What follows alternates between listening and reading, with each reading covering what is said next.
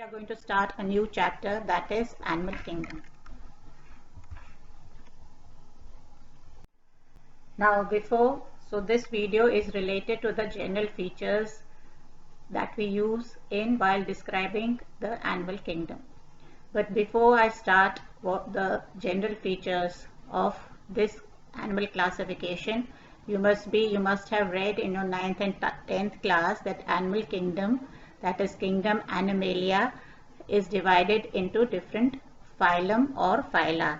You might have read that the phylum is like Porifera, Coelenterata, Platyhelminthes, Aschelhelminthes, Annelida, Arthropoda, Echinodermata, and then you have the vertebrates, that is chordates. So first it is divided into invertebrates, then into vertebrates.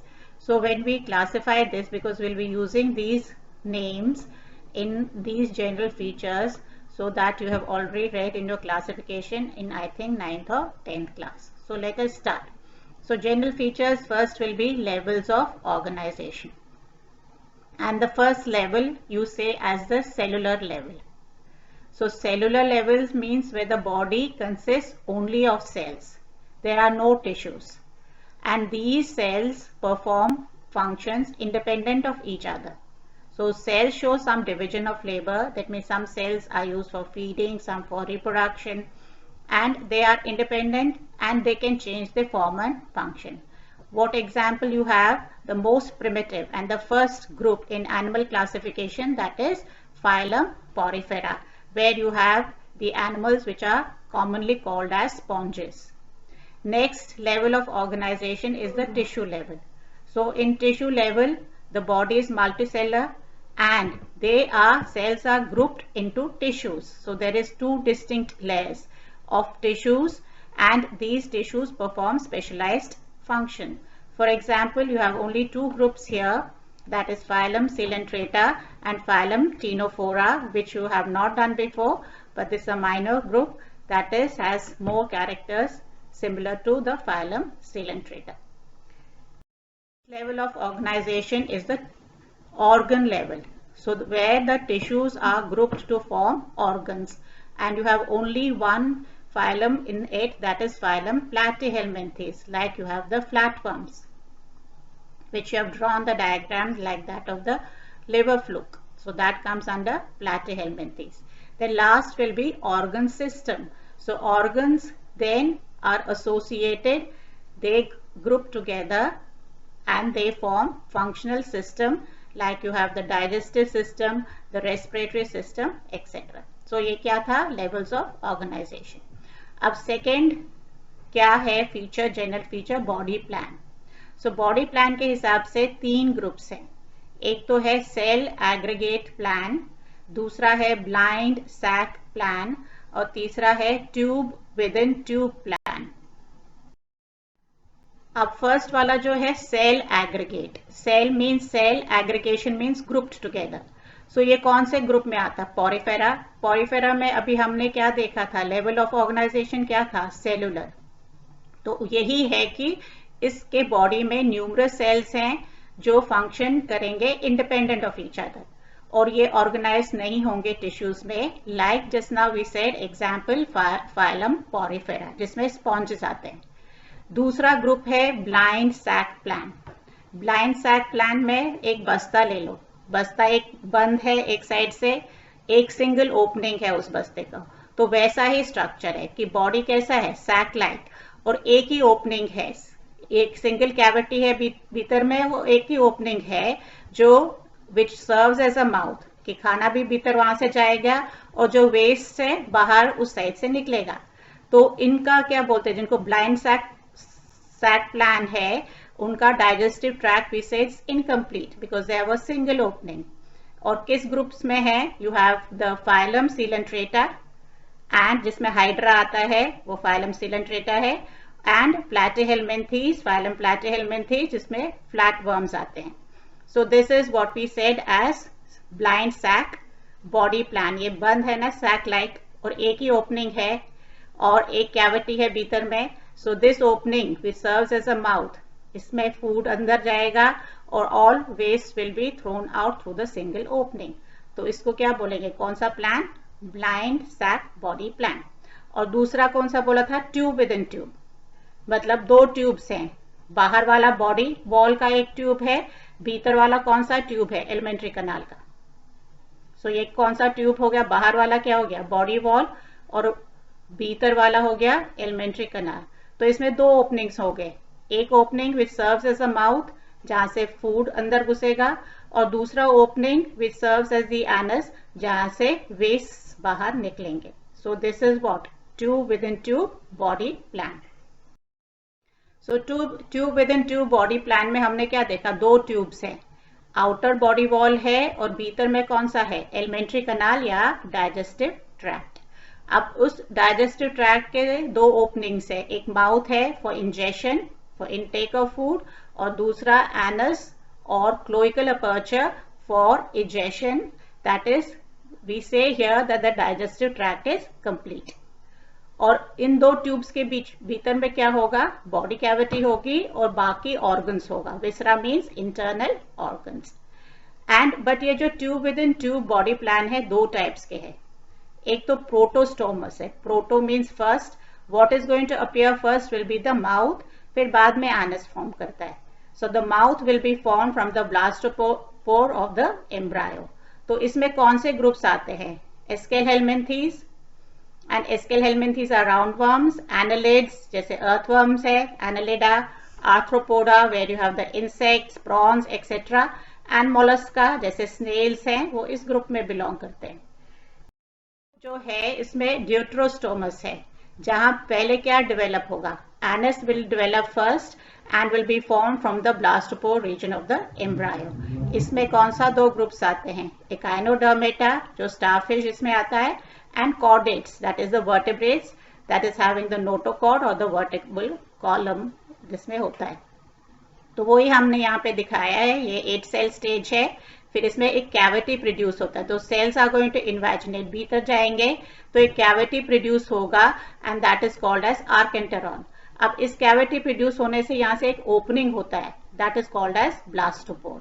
और इस opening जब होगा and that serves as a mouth in the embryo, first will be formed the mouth, तो उसको protostomes बोलेंगे, and then the anus will be formed, तो उनको क्या बोलेंगे, प्रोटोस्टोमस. लेकिन ड्यूट्रोसोमस में वही है कि यहाँ पे this is the group of cells, 8 cell stage.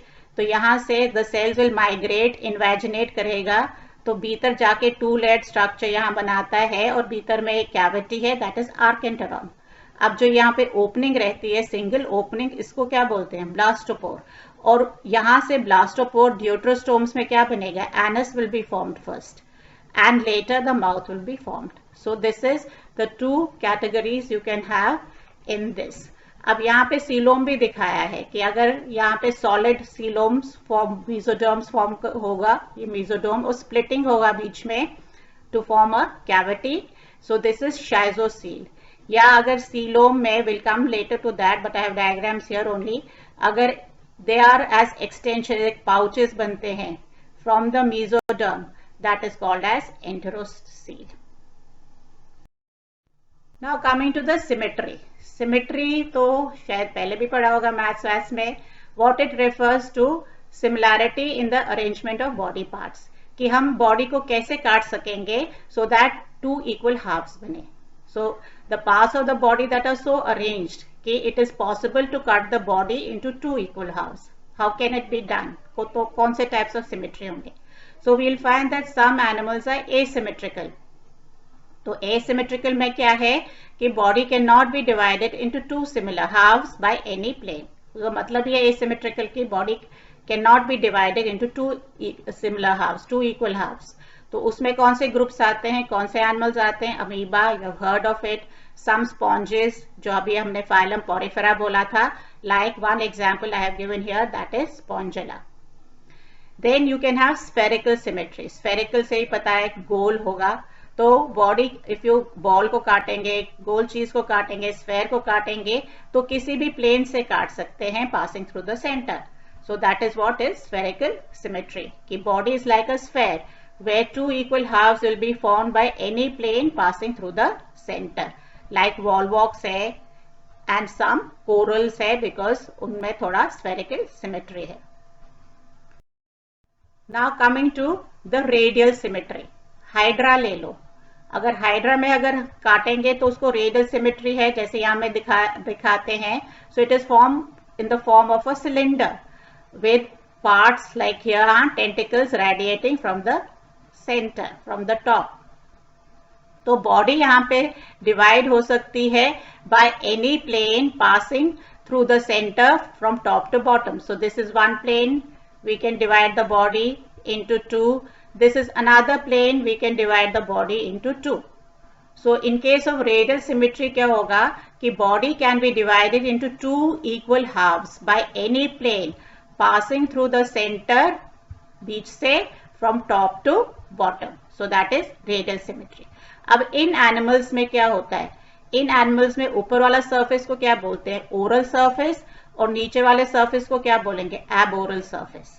ये प्रिमिटिव है, सिसाइल है. सिसाइल मीन्स एक ही जगह है, मूव नहीं करते हैं. Sessile is that. और sedentary meaning the same thing कि they don't move, they are attached to the substratum at one place, fixed है प्लांट की तरह. और इन इस ग्रुप को क्या बोलते हैं? Radiata, because this are going to radiate from the oral side, these tentacles, so they come into a group of radiata having radial symmetry. इसमें कौन से एग्जाम्पल्स आते हैं? For example you have sponges, you have coelenterates like the hydra and echinoderms जिसमें starfish आता है. So all these have which type of symmetry? Radial symmetry. Now coming to bilateral symmetry. Bilateral ले लो, हम ले लो एज ह्यूमन बींग्स ऑल्सो. अगर हमको डिवाइड करना होगा अपनी बॉडी को इंटू टू इक्वल पार्ट्स तो हम एक ही प्लेन से कर सकते हैं. एक मीडियन लॉन्गिट्यूडनल प्लेन से we can divide the body into two equal halves, जैसे हमने यहाँ पे क्रैब में दिखाया है. So it has bilateral symmetry. एक ही प्लेन से we can divide the body, एक मीडियन लॉन्गिट्यूडनल प्लेन से we can divide the body into two similar halves. So this is which type of symmetry? Bilateral symmetry. So all these animals which are placed, which are having bilateral symmetry, they are called as bilateria. अब bilateral symmetry में क्या होता है? Dorsal side. Dorsal side कहां से हो गया? ऊपर वाला. और हमारे में कौन सा हो गया डॉर्सल साइड? जहां से वर्टिबल कॉलम है. और lower will be the ventral side. So ventral side will be where the vertebral, हम में कौन सा होगा? In human beings we have ventral side in front, जहां पे वर्टिबल कॉलम नहीं है. और हम में क्या होगा? Because we divide the body into two equal halves, left and right side होगा. और जब ये मूव करता है सच एनिमल्स, जो इंटीरियर एंड है और द सिफेलिक साइड जो है that is kept forward in locomotion, और जो एनल साइड है वो पीछे होता है at the posterior end. So in examples में कौन से होंगे? All animals from which group, which phylum? प्लैटीहेलमिन्थीज, that is the flatworms to Mollusca. तो इस मोलस्का के बाद क्या आता है? इकाइनोडर्म्स. इकाइनोडर्म्स इसमें नहीं है बिकॉज इकाइनोडर्म्स के लिए हमने कौन सा सिमेट्री बोला अभी? Radial symmetry. And the chordata. So सारे ग्रुप्स जो कॉर्डेटा के अंडर आते हैं. Now coming to the germ layers. Germ layers will be, जो हमने बोला था कि 3 प्राइमरी जर्म लेयर्स बनते हैं हमारी बॉडी में, जिससे that is the ectoderm, the mesoderm and the endoderm, जिससे हमारे सारे organs and tissues are formed. So germ layers are the primary layers जो एम्ब्रायो में फॉर्म होता है. किस टाइम होगा? Gastrulation, which you will be studying in your 12th class. अब ये जो 3 जर्मिनल लेयर्स हैं, that is the ectoderm, mesoderm and the endoderm, ये they will give rise to all tissues and organs in the body. इसके basis पे we can divide the animals into 2 groups. First will be diploblastic. Diplo means 2. So इसमें 2 ही germ layers होते हैं, एक outer ectoderm, एक inner endoderm, like we have shown it here.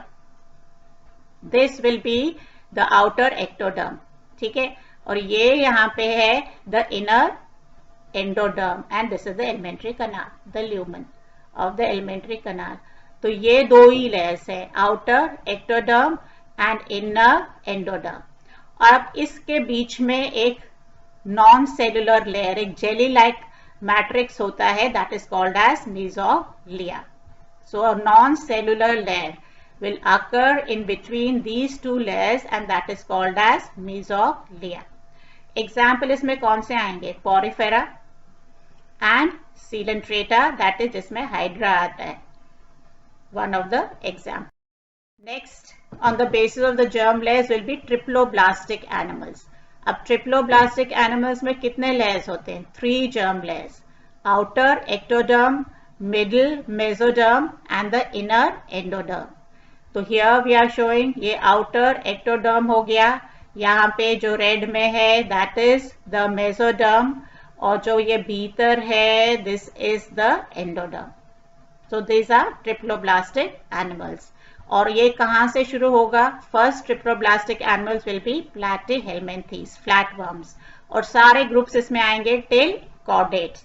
That means platyhelminthes के बाद Eschelhelminthes, फिर Annelida, Arthropoda, Mollusca, Echinoderms, and finally to the chordates. Now coming to segmentation. Segmentation means क्या? Division of the body. तो अगर एक earthworm का example लेंगे तो जब देखा है तो अर्थवर्म में क्या देखा है कि बॉडी में सेगमेंट्स हैं, it is equally segmented, equal sized segments हैं, तो there is serial repetition of similar parts, so that is what is segmentation की when there is serial repetition of similar parts along the length of an animal. और जो ये repeated segments हैं, एक एक segment है जो है उसको क्या बोलते हैं? मेटामेर और सोमाइट. सो सेगमेंटेशन जैसे कि अर्थवर्म का ले लो तो सेगमेंटेशन जो बाहर से विजिबल है वो भीतर में भी डिवाइड करता है बॉडी को into similar parts. This is known as metamerism और metameric segmentation. So this is a classical example किस में होगा? Phylum annelida. तो फाइलम एनालिडा में जो जिसमें अर्थवर्म है, लीच है, तो उसमें वी से दे आर मेटामेरिकली सेगमेंटेड, क्योंकि उसमें जो बॉडी पार्ट्स हैं, बाहर से जो बॉडी पार्ट्स के वो लाइंस नजर आते हैं, डिवीजन नजर आते हैं, वो भीतर में भी होंगे एज वेल एज इंटरनली. तो similar parts are formed, so that is why they are called as metamerically segmented animals. तो ये 3 ग्रुप्स में मिलते हैं, दैट इज सेगमेंटेशन. एक एनालिडा में है जो क्लासिक है example, that is the earthworm, leeches etcetera. और आर्थ्रोपोड्स में भी मिलेगा जिसमें इंसेक्ट्स है, प्रॉन्स है, एंड दिस स्पाइडर्स है एक्सेट्रा, एंड कॉर्डेट्स में. अब इन annelids we find that both external and internal segmentation are present. तो वो क्लासिकल एग्जाम्पल है of metamerically segmented animals. Arthropods में हम देखेंगे कि सेगमेंटेशन मोस्टली क्या है? External. And arthropods we always say that divided into 3 parts. कौन सा है? हेड है, फिर thorax है and the abdomen. तो इसमें भीतर में उतना सेगमेंटेशन नहीं होता है. कॉर्डेट में हम देखेंगे कि हम सेगमेंटेशन कहाँ पे खाली होगा? एम्ब्रायनिक स्टेज में. लेकिन अडल्ट में भी थोड़ा बहुत सेगमेंटेशन विजिबल होगा, इंटरनल सेगमेंटेशन, जैसे कि arrangement of the vertebrae, ribs, muscles, nerves etcetera. What it shows is some form of internal segmentation. जो serial repetition है इन चीजों का, so this shows some form of internal segmentation. Tapeworm में हम देखते हैं कि the body is also divided into parts, और इन parts को क्या बोलते हैं? Proglottids. लेकिन and ये neck region के से region में develop होता है. That means immature proglottids कहाँ पे होंगे? नेक रीजन में. और मेच्योर प्रोग्लॉटिड्स कहाँ पे होंगे? बिल्कुल टिप में. लेकिन ये एम्ब्रायनिक ओरिजिन के नहीं है. तो इस सेगमेंटेशन को क्या बोलते हैं? Pseudo means false, so pseudo metamerism और false segmentation. Now coming to the coelom. What is coelom? क्या है? एक फ्लूइड फिल्ड स्पेस है. किसके बीच में? गट. गट क्या हुआ? एलिमेंट्री कनाल, डाइजेस्टिव ट्रैक्ट और आउटर बॉडी वॉल के बीच में एक स्पेस है जिसमें फ्लूइड है. और इस स्पेस में between the gut and the outer body wall इसमें क्या प्रेजेंट होंगे? हमारे ऑर्गन्स प्रेजेंट होंगे. So this is a coelom, a fluid filled space between the gut and the outer body wall. And अब डिपेंडिंग अपॉन कि ये present है, ये सीलोम प्रेजेंट है, एब्सेंट है, कैसा है? So animals are of 3 types. कौन से? Number acoelomate. A means without. So इन एनिमल्स में कोई सीलोम नहीं है, कोई बॉडी कैविटी नहीं है. तो जो खाली एक कैविटी प्रेजेंट है वो है डाइजेस्टिव ट्रैक्ट की. और इसमें कौन से ग्रुप्स आएंगे? You have the phylum Porifera, you have the phylum Coelenterata and you have the phylum Platyhelminthes. Porifera जिसमें स्पॉन्जेस आते हैं, Coelenterata एक क्लासिकल एग्जाम्पल हाइड्रा का है, Platyhelminthes जैसे टेपवर्म है, लिवर फ्लूक है, ये इस ग्रुप में आता है. So these are all acoelomate animals without a coelom. Next will be pseudocoelomate animals. तो pseudocoelomate क्योंकि नॉर्मली ये coelom when they arise from the mesoderm. अभी मैंने प्रीवियस डायग्राम में बताया था ना, तब हमने सीलोम नहीं किया था, but I had the diagram there only. They arise from the mesoderm. तो व्हेन द सीलोम कैविटी तो है मगर इसमें it is not lined by mesoderm, तो इसको फॉल्स सीलोम बोलेंगे या pseudocoelomate. So cavity is present but not lined by mesoderm. So mesoderm कहां पे होगा? In form of pouches, pockets जैसे, in between the ectoderm and endoderm. And it contains, ये false coelom हो गया ना, तो इसमें जो फ्लूइड है that is the cavity will be a pseudocoel and it contains a fluid that is called as हाइड्रोलिम्फ.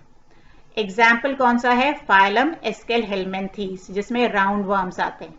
So this is the only phylum that has pseudocoelom, that means a cavity not lined by mesoderm. Next is true coelomate animals, or you say it as coelomate or eucoelomate. So where a true coelom is present. A true coelom किसको बोलेंगे? उस जब cavity जो है that is lined by the mesodermal epithelium या other words you call it as a peritoneum, जिसमें 2 parts है, outer parietal and the inner visceral. और जो fluid present in the coelom है, you say it as a coelomic fluid and it is secreted by this peritoneum. अब किसमें true coelom है? You have it in the arthropods and mollusca. में सब में true coelom है after Aschelhelminthes, that means Annelida, Arthropoda, mollusca, echinoderms and chordates. They are all true coelom, have true coelom. But arthropods और mollusca में coelom थोड़ा बहुत reduced है और इसमें ब्लड बाहर निकलता है, ओपन सर्कुलेटरी सिस्टम है. सो ये blood filled spaces in between the viscera, in between the internal organs क्या बोलेंगे? Haemocoel. Haemo means blood, coel means cavity. So this is a diagram. Acoelom meaning कि there is no body cavity. ये ectoderm है, ये endoderm है, and this is the mesoderm and this is, there is no body cavity here. Porifera में वैसे तो ये नहीं है, 3 germless नहीं है वहां पे. Then you have is a pseudocoelomate in Aschelhelminthes.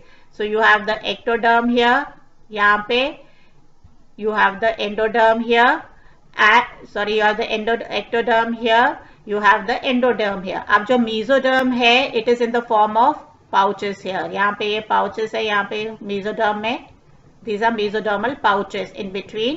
और यहाँ पे ये fluid filled space जो है it is not lined by mesoderm, वो यहाँ पे है.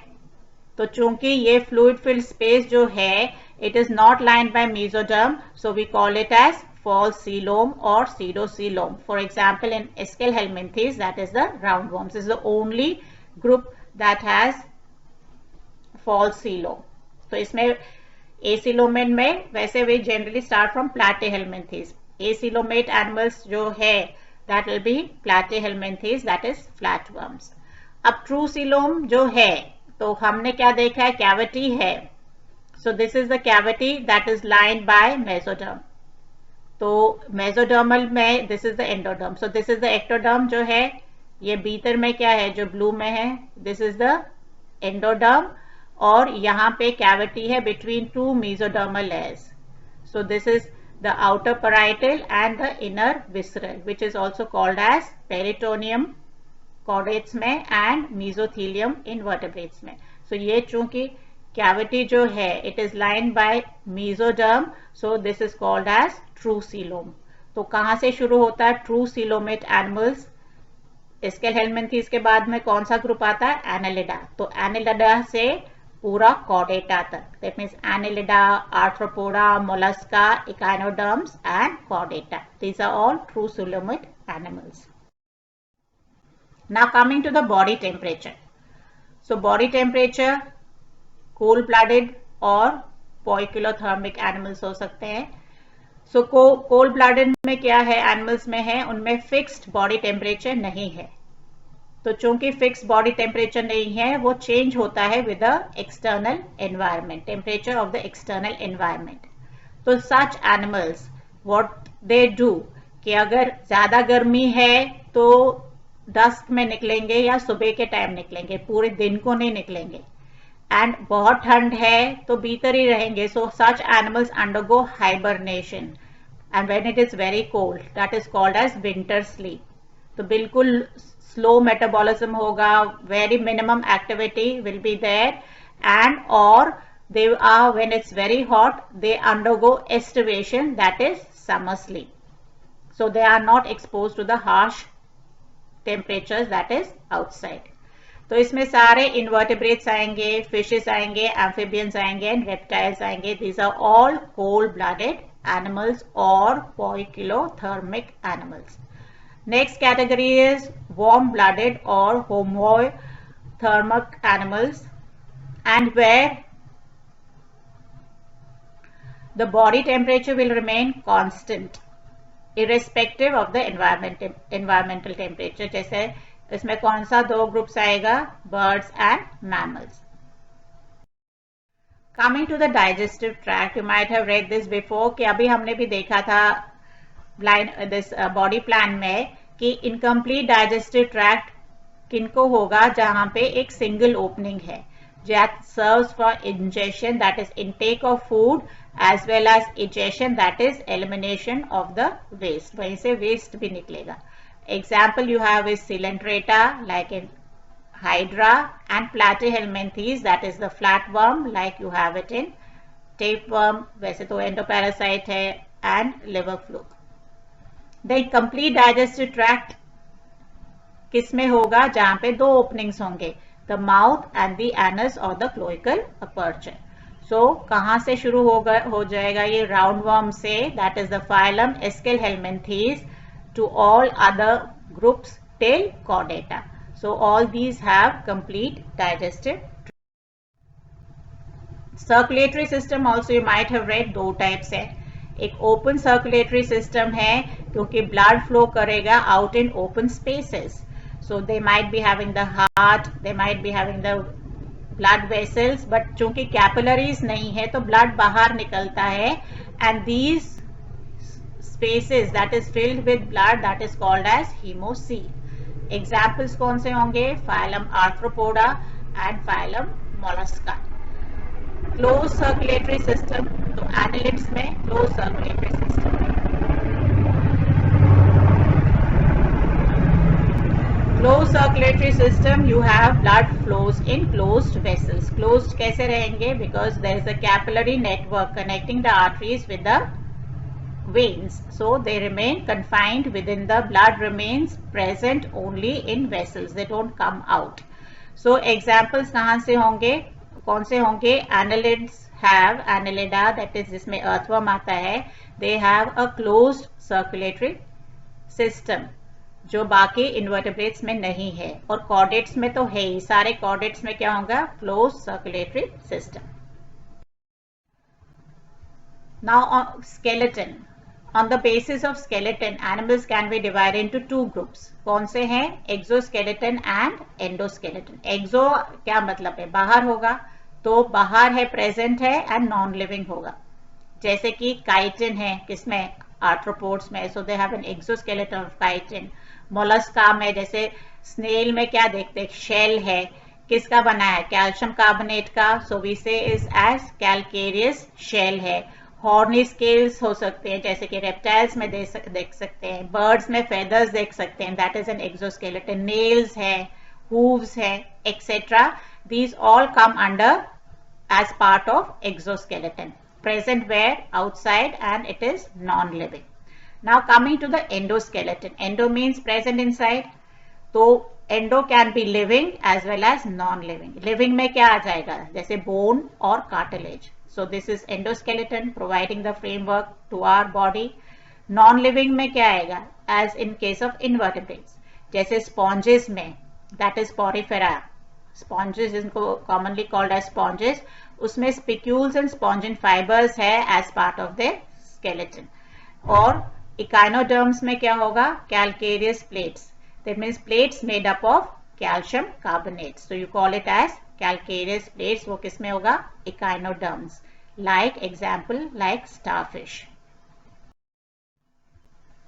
Now coming to the reproductive organs. So on the basis of reproductive organs, कि मेल सेक्स ऑर्गन्स है, फीमेल सेक्स ऑर्गन्स में अलग अलग है कि सेम इंडिविजुअल में है. So we can divide the animals into as hermaphrodite or bisexual or monoecious. That means both sex organs are present in the same individual. Testes भी उसमें है, ovaries भी है, एक ही individual में है. उसको क्या बोलते हैं? hermaphrodite या bisexual. मतलब दोनों sexes, दोनों gonads एक ही individual में है, या monoecious के एक ही individual में दोनों gonads है. Testis as well as ovaries, male gonads भी और फीमेल गोनाड्स में. एग्जाम्पल्स कौन से होंगे? अर्थवर्म है, लीच है, लिवर फ्लूक है, टेपवर्म है, विच आर hermaphrodite. और you animals can be unisexual or dioecious. Unisexual means sexes are separate. Dioecious also means sexes are separate. So in this case sexes will be separate. Male अलग होगा, female अलग होगा. So males and females can also be different. कभी हो सकता है you can't distinguish the male from the female, but more often you can distinguish the male from the female. और जब male और females are different and they can be externally, समझ आता है ये male है और female है, इसको क्या बोलते हैं? Sexual dimorphism.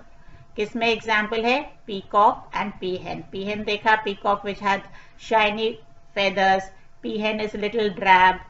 So peacock dances in front of the peahen. So we can separate these two. We can know this is a male and this is a female. And what is this called as? Sexual dimorphism. What is sexual dimorphism? Where the males are different from the females. We can distinguish the males from the females. Now coming to the fertilization. What is fertilization? Fusion of gametes. तो fusion of gametes lead into the formation of the zygote. बाहर हो सकता है when it occurs outside the body of the female, तो उसको क्या बोलेंगे? External fertilisation. So the like you have is Nereis में, दिस एन एनालेड फ्रॉग में, एम्फीबिया टोड में, एम्फीबिया है, तो उसमें एक्सटर्नल फर्टिलाइजेशन होता है. अगर फर्टिलाइजेशन दैट मीन्स दो गैमीट्स, मेल और फीमेल गैमीट्स फ्यूज होंगे inside the genital tract of the females, that is called as internal fertilisation. Like you have it in reptiles, you have it in birds, you have it in mammals, shark, etc. Coming to the development. So जब fertilization हो गया तो अब एक young one form होगा.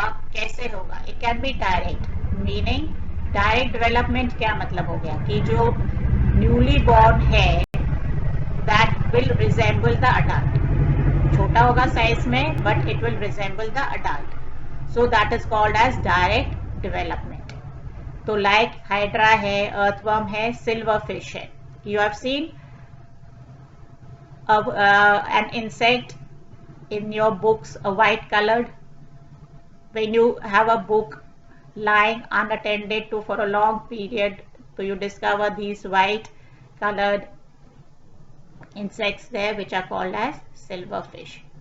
Now coming to indirect development. Indirect means the young ones that come out will not resemble the adult and they have an intermediate larval stage. See butterfly का पहले caterpillar है, फिर pupa होगा, pupa में फिर adult form होगा, तो it has a intermediate larval stage. उनको क्या बोलेंगे? The development is indirect. So whenever we say the development is indirect, meaning उसमें एक intermediate larval stage है. So young one will not resemble the adult. So that was all about the general features of the animal kingdom. So we are going to close this video here only, and in our next video we are going to start with the actual classification of animal kingdom, where we are going to take up each group and discuss their salient features. Thank you and God bless you all.